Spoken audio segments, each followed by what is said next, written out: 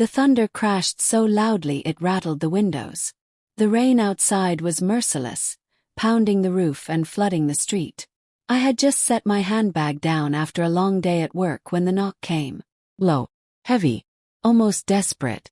Froze. Something about the sound chilled me. It wasn't a neighbor's polite knock. It wasn't a stranger's hurried tap. It was different.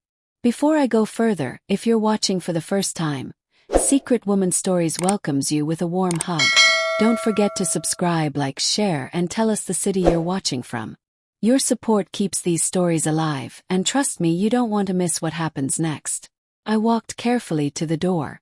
The rain kept hammering. Another knock, this time stronger.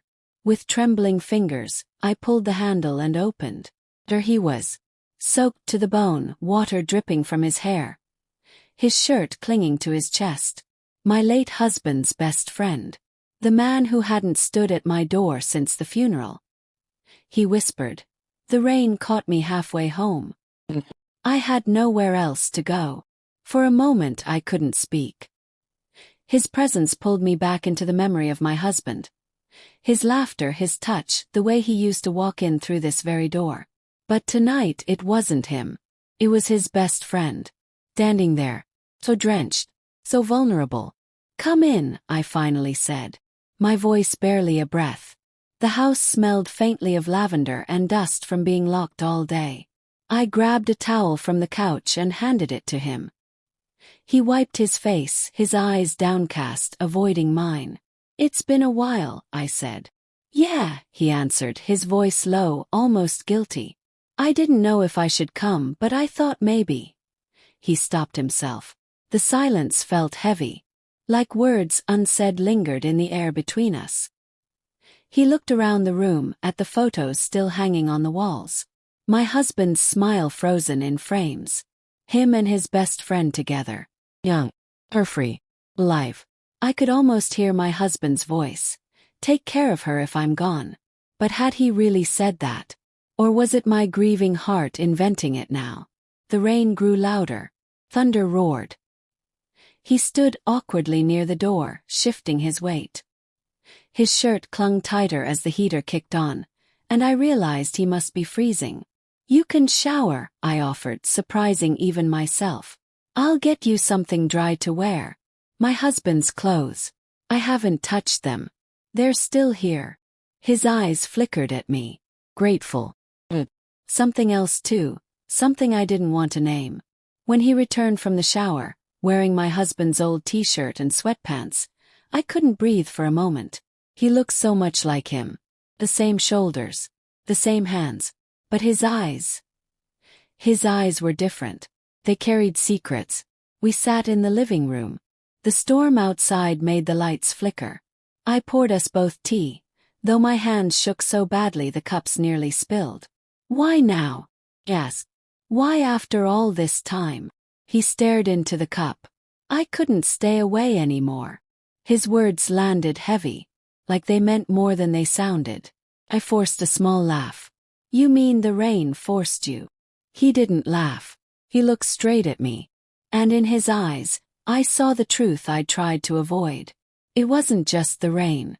It wasn't just the storm. He had come here for me. I shouldn't be here, he said suddenly.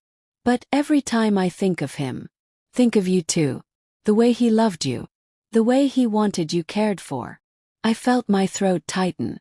This isn't right, I whispered. I know. His voice cracked. But sometimes the heart doesn't ask what's right.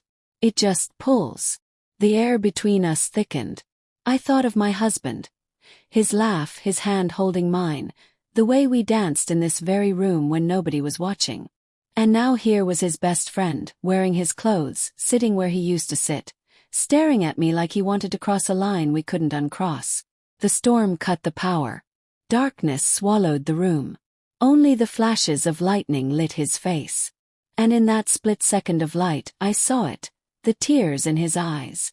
He wasn't just here because of me. He was here because he was broken too.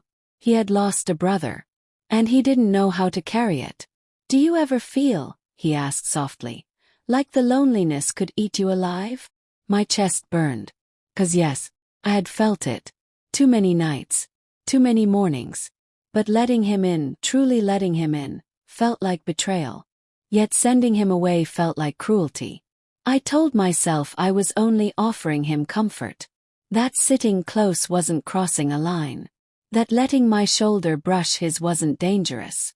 That when he reached for my hand in the dark, it was just friendship.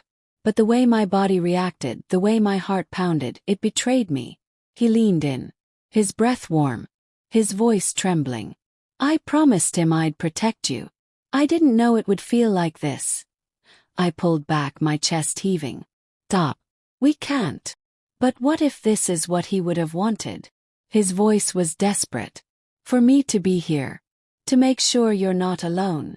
I shook my head, tears falling. Wanting me safe isn't the same as wanting this. You know that. We sat in silence, only the storm outside speaking. The thunder echoed my heartbeat. I didn't know what to do.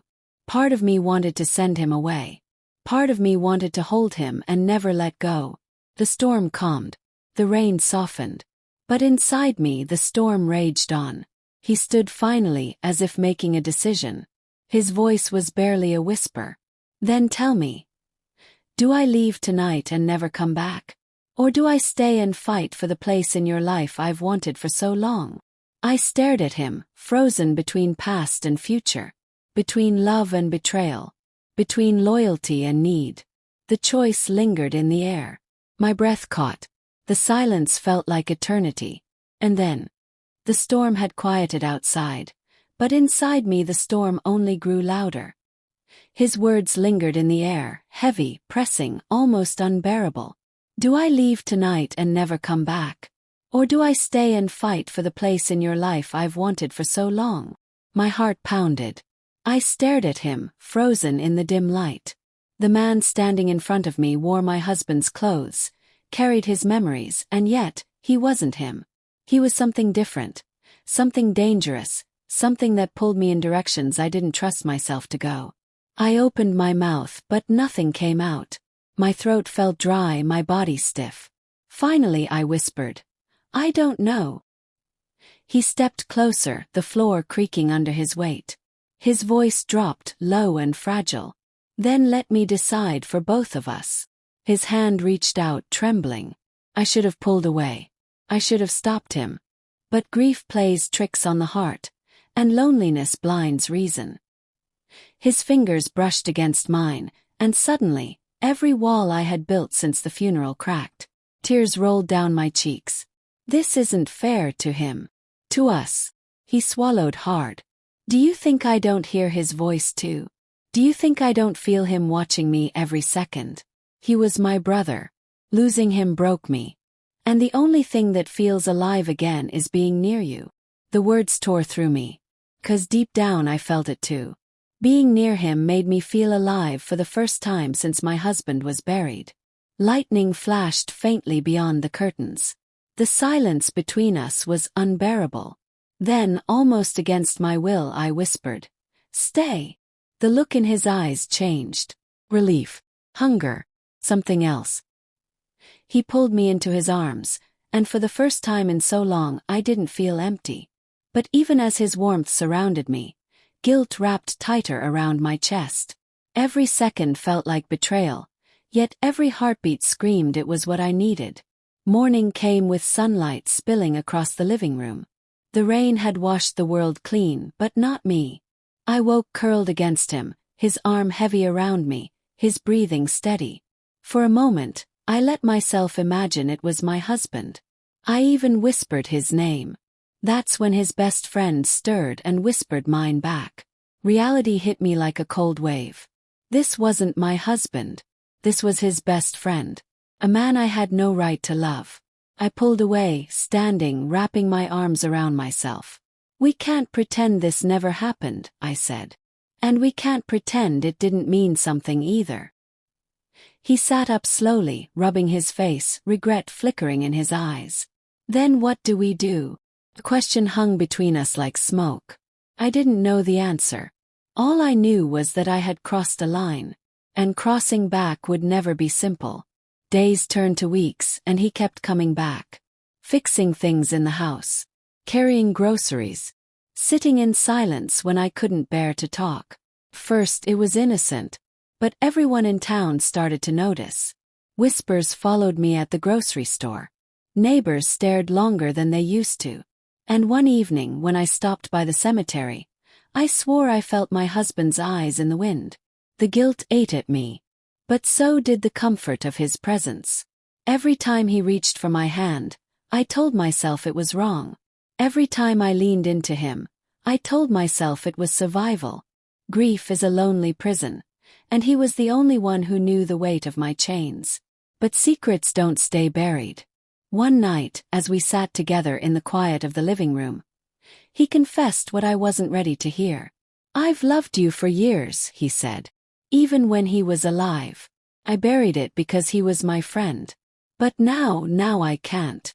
The room spun. My chest tightened. I couldn't breathe. To know he had loved me even before. It changed everything. Suddenly, our closeness wasn't just grief. It was history. It was forbidden love that had been waiting for its chance. I stood, trembling, staring at him. "Do you hear yourself? He trusted you. He loved you.